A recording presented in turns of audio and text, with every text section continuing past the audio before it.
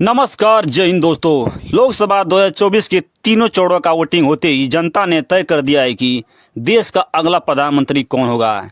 चलिए इस वीडियो में हम जानते हैं कि लोकसभा 2024 का ओपिनियन पोल, इस ओपिनियन पोल के आधार पर देश का अगला प्रधानमंत्री कौन बनने वाला है। यदि आपको ये वीडियो अच्छा लगे तो चैनल को सब्सक्राइब करें। चलिए हम जानते हैं कि तीनों चौड़ों के बाद किस पार्टी को झटका लगने वाला है। इस ओपिनियन पोल के अनुसार कौन पार्टी अपनी सरकार बनाने वाली है, चलिए हम इस वीडियो में जानते हैं। इस ओपिनियन पोल का पहला स्टेट मध्य प्रदेश है। मध्य प्रदेश की 29 सीटों में बीजेपी को 19 सीट, वही कांग्रेस को 10 सीट, वहीं अदर को कोई सीट नहीं मिलती हुई नजर आ रही है। इस तरह से मध्य प्रदेश में बीजेपी थोड़ी मजबूत स्थिति में दिख रही है। इस तरह से अब अगला स्टेट राजस्थान है। राजस्थान की 25 सीटों में बीजेपी को 14 सीट, वहीं कांग्रेस को 10 सीट और अदर को 1 सीट जाती हुई दिख रही है। इस तरह से अब अगला स्टेट छत्तीसगढ़ है। छत्तीसगढ़ की 11 सीटों में बीजेपी को 5 सीट, वहीं कांग्रेस को 6 सीट, अदर को कोई सीट नहीं, चूँकि कांग्रेस यहाँ थोड़ी सी मजबूत स्थिति में बढ़ती हुई दिख रही है। इस तरह से अब अगला स्टेट महाराष्ट्र। महाराष्ट्र की 48 सीटों में बीजेपी को 16 सीट, वही कांग्रेस को 30 सीट और अदर को 2 सीट मिलती नजर आ रही है। चूँकि कांग्रेस यहाँ थोड़ी बढ़त स्थिति में दिख रही है, क्योंकि वहाँ पे उद्धव ठाकरे एक अच्छे परफॉर्मेंस के साथ उभर रहे हैं। इस तरह से तेलंगाना की 17 सीटों में बीजेपी को 2 सीट, वही कांग्रेस को 12 सीट और अदर को 3 सीट मिलती हुई नजर आ रही है। इस तरह से अब आपने अगला स्टेट झारखंड है। झारखंड की 14 सीटों में बीजेपी को 3 सीट, वहीं कांग्रेस को 10 सीट और अदर को 1 सीट मिलती हुई नजर आ रही है।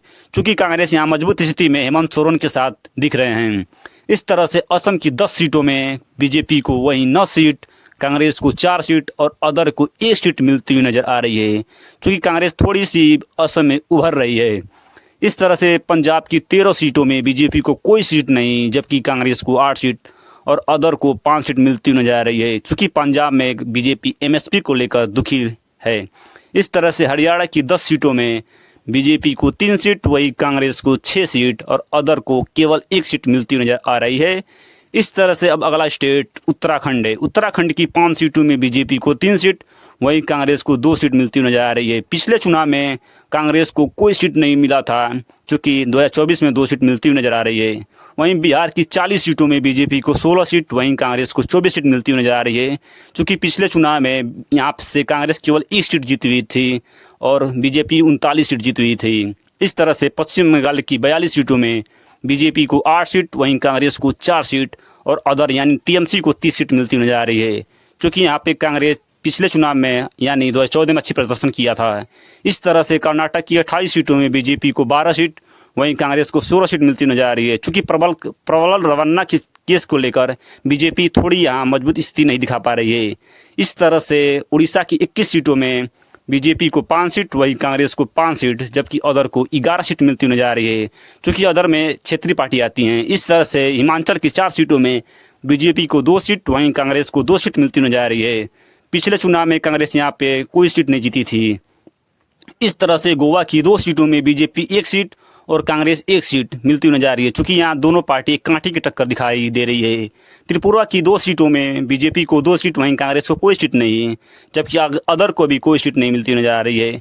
इस तरह से अगला स्टेट मणिपुर। मणिपुर की 2 सीटों में बीजेपी को कोई सीट नहीं, जबकि कांग्रेस को 2 सीट मिलती नजर आ रही है। चूँकि यहाँ अदर को कोई सीट नहीं। मेघालय की 2 सीटों में बीजेपी को 1 सीट और कांग्रेस को 1 सीट, चूँकि यहाँ दोनों पार्टियों में एक कांटे की टक्कर दिख रही है। इस तरह से अरुणाचल की 2 सीटों में बीजेपी को 1 सीट, वहीं कांग्रेस को भी 1 सीट, यहाँ दोनों पार्टी में थोड़ा टक्कर की स्थिति दिख रही है। केरल की 20 सीटों में बीजेपी को 1 सीट, जबकि कांग्रेस को 19 सीट। चूँकि दक्षिण भारत में राज्यों में कांग्रेस एक अच्छी प्रदर्शन के साथ उभर रही है। इस तरह से अब आपके स्क्रीन पर अगला स्टेट 39 सीटों के साथ तमिलनाडु है। वहीं बीजेपी को 3 सीट और कांग्रेस को 36 सीट। चूँकि बीजेपी 3 सीट में भी अपने एक लड़ाई की स्थिति में नहीं दिख रही है, चूँकि अदर को यहाँ पे कोई सीट नहीं मिलती नजर आ रही है। इस तरह से उत्तर प्रदेश की 80 सीटों में बीजेपी 44 सीट, वहीं कांग्रेस 36 सीट, जो सपा के साथ अलायंस की स्थिति में है। चूँकि यहाँ सपा एक अच्छे प्रदर्शन के साथ आ रही है। इस तरह से आपकी स्क्रीन पर अब अगला स्टेट गुजरात है। गुजरात की 26 सीटों में बीजेपी को 22 सीट, वही कांग्रेस को 4 सीट मिलती नजर आ रही है।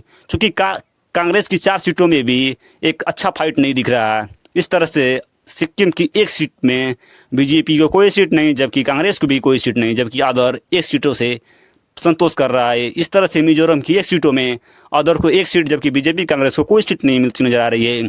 इस तरह से आपकी स्क्रीन पर अगला स्टेट नागालैंड है। नागालैंड की 1 सीट पे बीजेपी अपना 1 सीट पूरी तरह से अच्छे स्थिति के साथ दिखाई दे रही है। इस तरह से दिल्ली की 7 सीटों में बीजेपी के 1 सीट, जो कांग्रेस यानी आप पार्टी को 6 सीट मिलती नजर आ रही है, चूँकि यहाँ कांग्रेस और आप मिलकर एक अच्छी प्रदर्शन की स्थिति दिखा रही है।